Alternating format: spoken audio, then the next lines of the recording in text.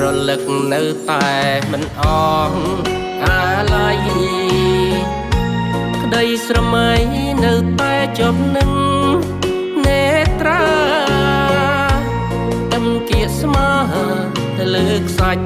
ខ្សឹបប្រាប់ឆ្នេរជលសាថាស្នេហាយើងមិនសូនឡាក្តីរលឹកនៅត្រឹមតែក្តីស្រណោះនៅអាឡងព្រាដែលធ្លាប់បានគៀងកាយស្នាមជើងតាមឆ្នេរកែបនៅដិតជាប់លើត្រើយអូស្នេហ៍អើយដេញឡើយឲ្យបងខ្លោចផ្សាអូឆ្នេរអើយឆ្នេរឆ្នេរដាច់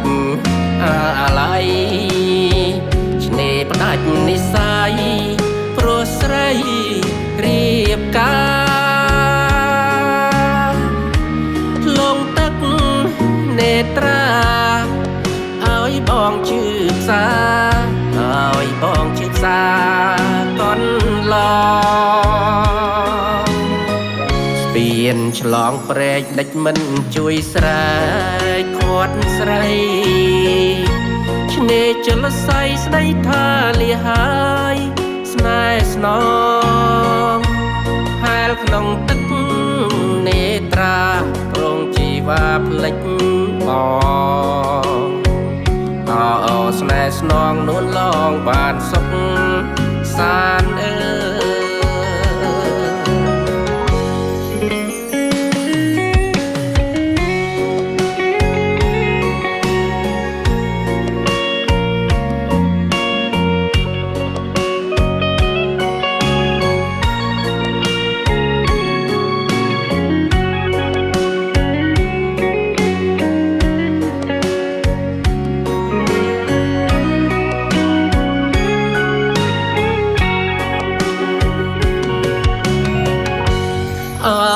ឆ្នេរ